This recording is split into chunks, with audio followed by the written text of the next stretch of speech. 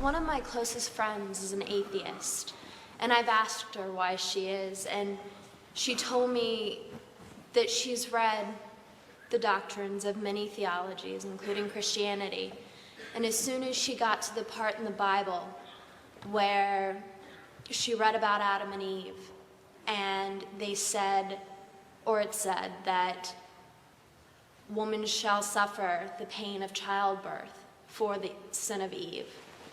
She told me, I stopped reading because I refuse to believe in something that doesn't believe in me. What would be your response to her? Okay. When a person rejects a certain worldview, you have to respect, if they're being honest, why they reject it. And if I were sitting across a table with her, I would think she's a woman with a tender conscience, a woman who has personal worth, and a woman who says, if this is the way I'm described, there's no place for me here. So, if her deduction is correct, one can validate the objection. But if the deduction is incorrect, then she has to change her view. First, she has to know what it is she has adopted while she has rejected something else. I remember I was speaking at the Center for Geopolitical Strategy in Russia, full of atheists. And God gave me the privilege, actually, of seeing the general come to Christ. So he invited me to speak there, but he says, they'll be pretty hostile. And they sure were. They were going like this the whole time I was talking. And at the Q&A time, one guy, the fellow kept going like this, shot his arm up in the air and stood up, and he said, you've been talking about God the whole time. He said, what on earth are you talking about? Well, the question logically to answer him was, are you an atheist? Yes. What is it you're denying? What is it you're denying? So when a woman or a man says they are denying the existence of God, what are they affirming in its place? She is actually affirming that this God or religion is not true. Atheism is. But if atheism is true, she has no value. If atheism is true, there's not even a point of reference for her worth. We are the product of primordial slime. Time plus matter plus chance, the accidental collocation of atoms, here we are. A blip on the radar screen or a screen of time. That's exactly what Bertrand Russell said, that this whole edifice is doomed to extinction. We are here by cosmic accident. So that's the first thing. The second thing is, first she reduces her own worth to nothing but material. Secondly, she's making a moral judgment. But in an amoral universe, how do you invoke a moral judgment? If this is a naturalistic framework, why is it morally wrong for God to say you're not of any worth? But it's because she's invoking a moral law and she's invoking worth, which basically tells me she's actually borrowing from the Judeo-Christian worldview in order to debunk it. All right, now here's the point. You never take a word out of context. You always put it in its larger context. You know, when Jesus saw the woman who was taken in adultery, he really let him have it. Where's the man? Where are her accusers? The guys never brought the man. He was gone somewhere. She obviously didn't commit adultery with herself.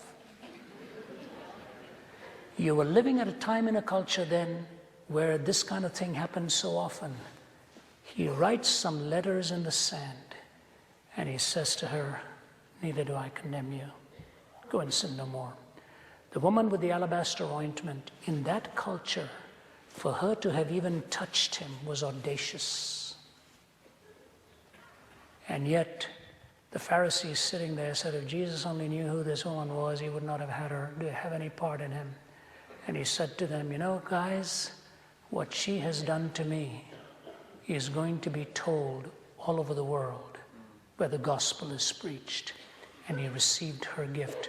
When I was in Albania last year, They sat me down in the museum and brought the Greek translation of Chrysostom of the New Testament. And I looked at the passage where this woman with the alabaster ointment had poured it on Jesus. Her story is told where the gospel is all over the world.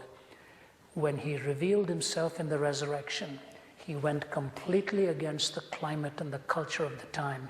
He revealed himself first to the women who had come to the tomb, whose testimony was not even valuable in court at that time.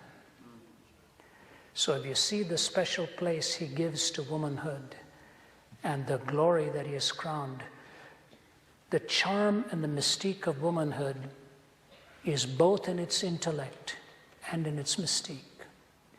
Today, if you were to take women writers, they touch the nerve of reality much better often than men did. I think of people like women like Dorothy Sayers and all of them. Brilliant, brilliant writers.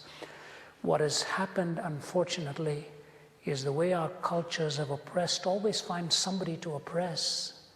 And as a result, we read that verse in a vacuum and we don't read it all the way, the rest of the way. When you see him highlighting people like Sarah, people like Ruth, people like Deborah, and in the New Testament you see the names of Phoebe and the names of Mary, and all writ large, you see that he tells a man to love a woman the way Christ loved the church. That is the greatest compliment he ever paid you or me, that you were as valuable and you are as valuable as humanity is to him. There is neither Jew nor Greek, nor male nor female, the Apostle Paul writes. So tell her, please don't read that out of context. Read the whole thing. Your reaction would be right if that's all that it's. What it says there is this.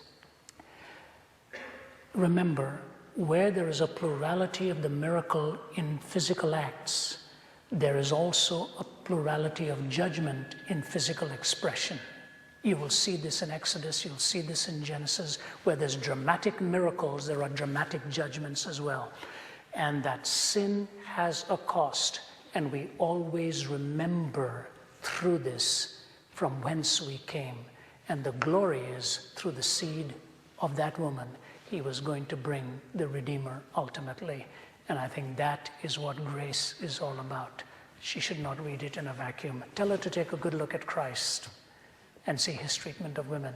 And I think she'll find out that there is no other worldview again. I repeat, no other worldview that gives the respect to womanhood that Jesus does. Okay.